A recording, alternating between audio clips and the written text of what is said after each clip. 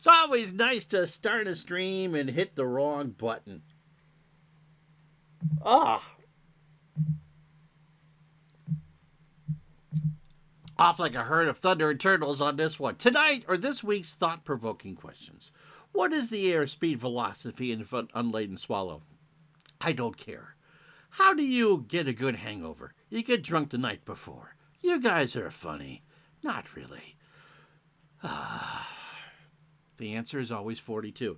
No, this week's thought-provoking question comes from John, who is a Patreon, I think, of mine, and certainly belongs to the Facebook group. And if you're interested in belonging to my Facebook group for Retro Sports Network, where you can occasionally see what the heck I post for stuff and, maybe suggest a thought-provoking question of the week, it's Facebook/group/, just look for Retro Sports Network on Facebook and you'll find me.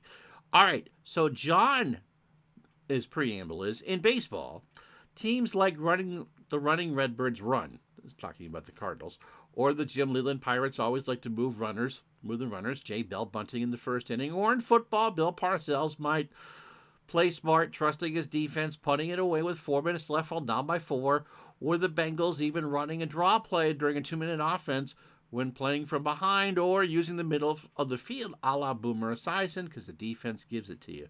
These are all examples of typically successful strategies that, on paper, don't look like they should work.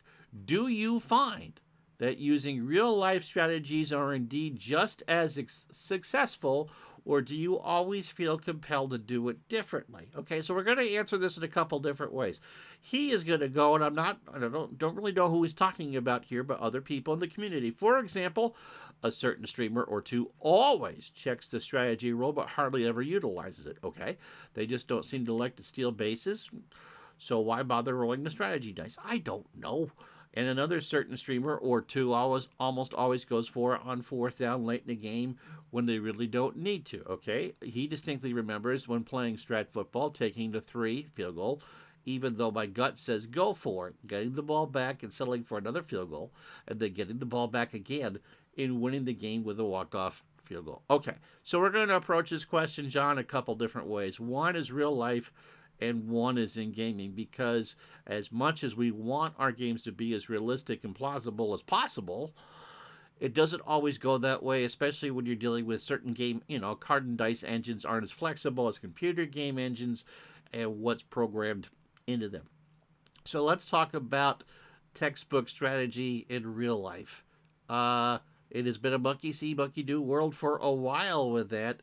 And because of the money involved in professional sports and the fact that a coach or manager's margin of error is so slim that if you go away from what the analytics tell you, it may cost you your job,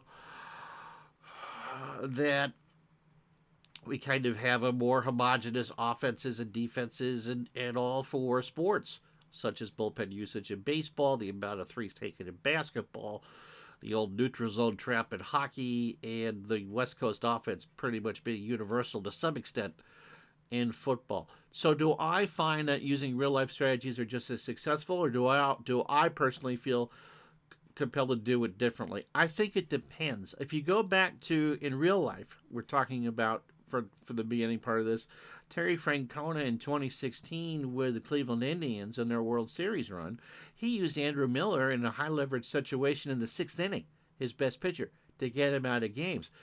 It got him to the 7th game of the World Series. It worked. You look at coaches who did the Wildcat. It wasn't just Tim Tebow that did that, or a really spread offense like Chip Kelly tried with successful in Oregon, but didn't necessarily work. So at some point, you have to be innovative about what you go. But look at what Bill Belichick did for years with the Patriots and trying to do different formations in that. It works to a degree, and if it works, everyone copies it. And if not, it's going to be the topic of every sports talk show on that market for weeks and weeks and weeks. Why did Ezekiel Elliott why was Ezekiel Elliott the snapper on the last play of the NFC divisional game between Dallas and San Francisco this year? Why would you put your running back in that situation, okay? Sometimes you just got to go out of the box. And I think a manager, just as you said, or a coach, tries to at some point go by his gut. He knows what his players are capable of. He knows what tricks may be up his sleeve. He knows that opponents don't necessarily like to gamble, and when you do gamble, such as the examples that you gave, that it might be played wrong. I mean, go back to now that shifts are forbidden in baseball, why didn't more players try to bunt away from the shift? Well, because if you bunt it foul, they're just going to hit in the shift anyway because it doesn't count. And again, because of the money and because of the chance of injuries and because the margin of error is so small, if you go too much by your instinct or gut, you find yourselves on television talk show panels instead of on the sidelines because you get canned. But that doesn't mean that people shouldn't try. The problem is, when do you trust it and when do you go with what the playbook goes? On the other hand, the most egregious example of textbook failures in baseball was the wild card game back a few years ago when Baltimore was in Toronto and when Buck Showalter was the manager of the Orioles, and he never used Zach Britton in the game because there wasn't a situation to close. How can you not use your best pitcher in a playoff game? Score be damned. I mean, seriously, you have to go with what got you there, and if there's no lead, and Baltimore was a visiting team, you got to use your best pitcher in the best situation that you can.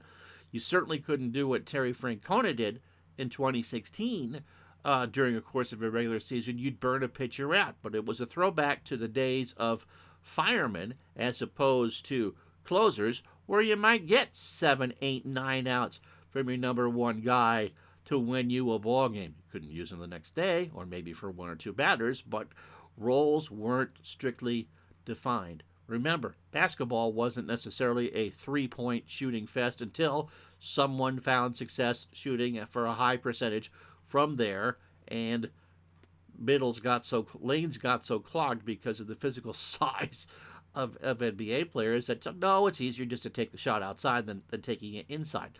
So evolution of sports kind of goes against the grain, and then again, monkey see, monkey do. You really don't see the pistol formation much in football anymore. And when's the last time you saw a wildcat run in an NFL game?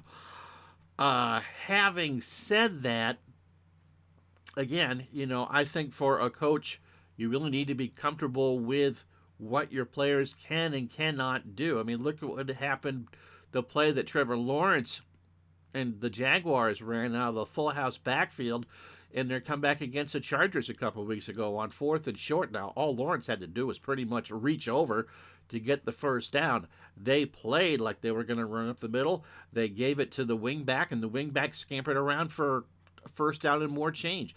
That's the type of thing that I think you're talking about, John, and sometimes it works. But again, the backlash for when it doesn't work, again, your job, endless harassment on talk radio and all that. I would think that a good general manager, regardless of the sport, would give the coach some leeway as long as he's not going too far off the beaten path with whatever it is that he's asking for. You don't want to do it all the time because then it becomes predictable. So if you know that sometime in the second quarter, Bill Belichick is going to run a reverse or an end around, you're going to play for it. And once you run a play, especially in football, it's on film. And people can kind of, okay, so in the past they did the fake punt. Or a team that might go for it on a 4th and 2 or a 4th and 3 more often. There was the article a while ago in the New York Times sports section, not necessarily known for the best reading in sports ever, the New York Times sports section, that broke down the success chances of going it for it on 4th down. Or another example in football, when should you go for 2 points and when should you take the 1? So it goes against the conventional wisdom that you should go for it on 4th or 2 or 4th and 3. I wouldn't necessarily do it. Again, it depends with the high-power offenses of today, but the numbers don't necessarily support my point of view with that. So maybe that coaches should go more for forward on fourth down. Again, you could be creative out of the box, but it comes back to bite you in the bippy sometimes, and you only have that. So a newer coach or one that came from the college ranks, again, I'll use Chip Kelly for example, it just because it worked for Oregon doesn't mean it's going to work for the Philadelphia Eagles. And until someone goes out and stops, the 3-point option in basketball stops being profitable, such as, what do you mean by profitable, Ron? Well, there is a statistic in basketball that equates how many points you get per shot, hit or miss. And so as long as the three gets you more closer to the average 2 points per shot, then you're going to see people taking that 25-foot jumper for three if they're open, just because it's a productive shot. So until teams shut things down, yeah, you're going to get evolution like that. But I think you're specifically talking about what I think is a smart play of, in the 2-minute drill, run a draw. Especially you got a timeout. Middle of the field's open for you. Take it. Defenses adapt to you. Again, film will show you tendencies on that. Okay, so we'll use the Bengals of the mid-80s or late 80s as an example. They'll run. So you probably want to have a spy on a running quarterback. Or you might want to keep a safety in the middle of the field. Or you may want to not go zone as fast or whatever. So monkey see, monkey do. Everyone kind of reacts to what you do. But if you're not innovative, you aren't going to succeed. And certainly I think in baseball, that logic of let's do the textbook doesn't necessarily work because, the book says I should do this, but my gut says to do that. Well, okay. Once in a while, you try your gut. And again, I think the more experience you have as a coach or manager, and the more success you have doing that, you know when to, or you should have the, what's the word I'm looking for? The availability or the freedom to go off script when you feel it's necessary. Now, again, there is so much data that's available to us now in sports that wasn't a generation ago. Another reason why things seem so homogenous in professional sports, because we have data that shows us what works and shows us what doesn't. And when we try to do something that's out of the realm, we know what our possibilities of it working for. And again, it goes back to, if it doesn't work in a big situation, then let's use Pete Carroll, for example. In the Super Bowl against the Patriots, you have Marshawn Lynch. The textbook says if you have a runner averaging 6 yards a carry in a playoff game, you give the ball to the runner with that much time left on the clock. You're going to run 2 plays. You don't throw down there. What happens?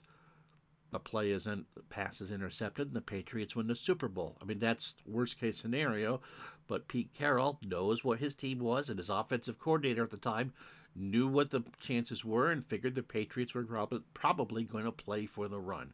So that's when the gamble doesn't work. So again, depending on how much leeway you give a coach and what success record does a coach and manager have, and you know that when you're hired, it's kind of a double-edged sword, I think, for that. I think coaches and managers should take more risks, and it shouldn't be if a pitcher throws this many pitches and then he's done, a pitcher should be able to argue to stay in the game, unless you're Pedro Martinez in Game 7 of the 2003 American League Championship Series.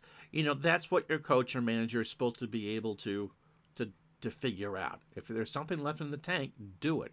If it means you got to use your best reliever to win you a playoff series in the 6th inning of a deciding game, you got to do what you got to do. And you trust, the management trusts the person running the strings or pulling the strings to make the right decisions. Like, oh no, you can't do this because it's not in the book. Again. So, yes, I think that kind of, that sometimes you just got to veer off what got you there. Let's go, the earliest example, you go back to the early 1930s. on a frozen field in an NFL championship game, and there was no traction with the cleats. And I think it was the New York Giants who switched to sneakers. It was at the Polo Grounds. I think it was the Giants and the Bears, and one of the teams switched to sneakers. And you know what they found? They found footing. And again, that's a type of basic situation that we're dealing with here. It wasn't conventional wisdom. It wasn't necessarily in the cards. And so go ahead, take that chance. Now, to answer the simulation part of that, do I find that using real life strategies are indeed just as successful, or is a gamer always compelled to do it differently? And I think the response to that would be depends on what you're trying to recapture. If you're looking just to do a full season replay of everybody and are looking to get the numbers as close to right as possible, I think you kind of get into that mindset where you're going to manage basically the same way in a replay that a manager or coach did things in real life, because the name of the game is accuracy for some. If you are looking to change history, let's say, oh, well, any team that had a crushing loss at some point. We don't need to use the examples I always use. So, but what happens if, okay, well, let's look at another situation here. I'm trying to think of one in my head where the Boise State Fiesta Bowl, and they run the Statue of Liberty play, and they run the crazy 2-point conversion. Or even if you're going back and replaying the 83 Orange Bowl between Miami and Nebraska, and Howard Schnellenberger going for the crazy option of going for the win instead of the tie. If you're a Nebraska fan and you're in that situation doing a resim of that game or a replay of that game, do you let Miami go for the win, or do you go for the conventional wisdom for the tie? Do you try? I had a game the other day. Paused it for the sneeze that never. Oh, here we go. Pause it for a sneeze that doesn't want to come out. I had a game the other day where I had runners on second and third and nobody out. And someone in the chat wondered if I would squeeze. Now, it was not something I had thought of in that situation to get the winning run home. It was the Chicago-Seattle Mariner game I had the other day. And it's not something I would have thought of because there was nobody out and a runner on third. You can get a runner home in any number of situations. But when I saw that in the chat, I did think to go, well, let me take a look. The runner had no bunt rating. Had a bunt rating of 0. So no, I'm not going to burn it out trying to squeeze when pretty much any situation got him home. Turns out the guy hit a sac foul ball to left field, and the outfielder had a bad arm, and the runner on third score on a foul out on a sac fly. It just happened to work. But again, when you have in front of a live audience and someone goes, would you do this? And that's one of the nice reasons about Twitch is that the lag time is so short between what I'm doing and what you're seeing, is that you go, oh, okay, well, yeah, that's a possibility. Again, when do you pinch hit? In a situation, or when do you remove, let's say if you're doing a basketball sim, do you stick with, in the later stages of a game, let's say a center in real life that was good defensively but had no offense? Well, you're down by 5 points, and yeah, the defense could get you to stop, but do you have enough firepower to do that? Because it's your game, your rules. I think that overall, especially if you're trying to change history or you're doing a season team replay where you know what the cards and dice or what the game engine's telling you, that yeah, you're going to do it a little bit different. Because if you really just want to do it all the same way, sportsreference.com can tell you pretty much whatever you want to know about a season in real life. So, and again, I think sometimes it's just kind of fun to experiment. What should I do? Do I want to gamble? Again, I had a Super Bowl from the 86 season where the Patriots were trying to run down the clock against San Francisco. And they're telling me to go for it on fourth down or whatever the situation was, and I punted because I didn't trust, I didn't want to give the ball back at that particular point. But there's a situation where I could see a point for going for it on fourth and short and no man's land, because if you get it, the game is over, or punting and making San Francisco trust your defense to do that. There are two schools of thought with that play. I went with the more conservative option. If I had gone for it and made it, the game is over. And there are some times that you need to do that. And so I think it really kind of depends on what are you trying to do in your own replay or simulation. Are you trying to change history? Do you find yourself in a situation where I'm down a touchdown in a game that I desperately want, that my team lost in real life, and I desperately want to win, or 2 goals down or whatever, and do I start juggling lines? Do you dare bench a Wayne Gretzky in that situation? No, you wouldn't. Or whatever. Do I pull the pitcher who looks to be tired? Now, this is different in a card and dice game because cards and dice don't get tired. Do you emphasize the fatigue rule on that? Do you let LeBron James play 48 minutes in a playoff game when he really should be getting 4 or 5 minutes of rest and a half? You know, he's rated to play 38 minutes. Do you do that? I guess that's up to you. And I think for me, it depends on, I guess I go with a gut feel on that. What do I think I can do to change that? Now, again, I tend to play conservative because most of what you see on my streams is game of the week type stuff. Parachute in, do the game, and go on to the next game. For something that I have a real interest in, a single player, single team replay and all that, I may gamble or I may not. But I think it depends. Again, those decisions, I think, go based on feel. But then again, I don't have anyone looking over my shoulder saying that was a good move or a bad move. And although I really don't change the way I coach and or manage on a live stream, and trust me, I've been spoken to by some of you about how I do that, I'm not firing myself. My job is secure. I will do this as long as I enjoy it. So that part doesn't really matter. But again, your game, your rules, and what do you why do you want to play? And sometimes you can kind of just take advantage of the game engine, which is a whole other topic all unto itself, and try to strat ball or apple ball or whatever it is. But I think everyone kind of has a comfort zone on what they do or what they don't do, and how they want a game to progress. And just because I do it one way and you do it another, and a third person does it the third way, doesn't mean that my way is right, and doesn't mean that my way is wrong. So I guess to answer that question in a simulation way, I think it depends on what game you're playing, how familiar you are with the team that you're playing, because that's a big point. If you know in a cards and dice game that the favorable roll is going to be in your favor based on the decision you make one way or another, of course you'd go for it. Of course you would.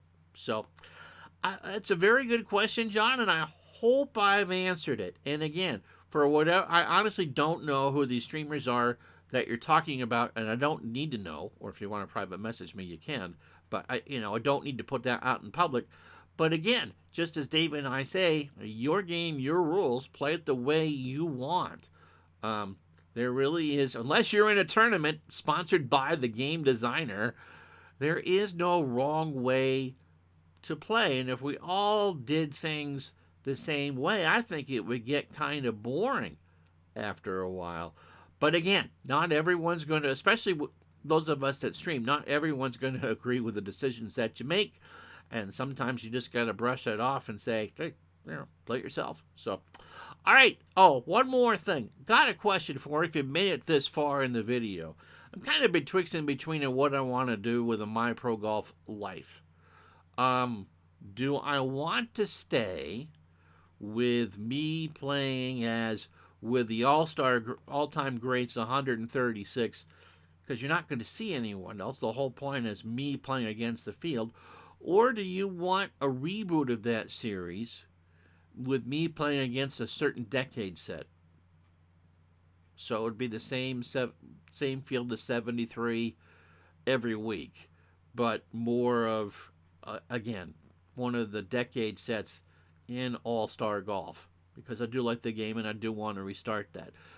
The advantages of me doing against a one-decade set is I'd probably be more successful, because that's a pretty good card I have. Or do you want to see me just kind of be scraping through and I mean, there's a good chance I'm never going to win a tournament if I keep doing that. I'm open, because that, I have fun either way, but what do you want to see me do?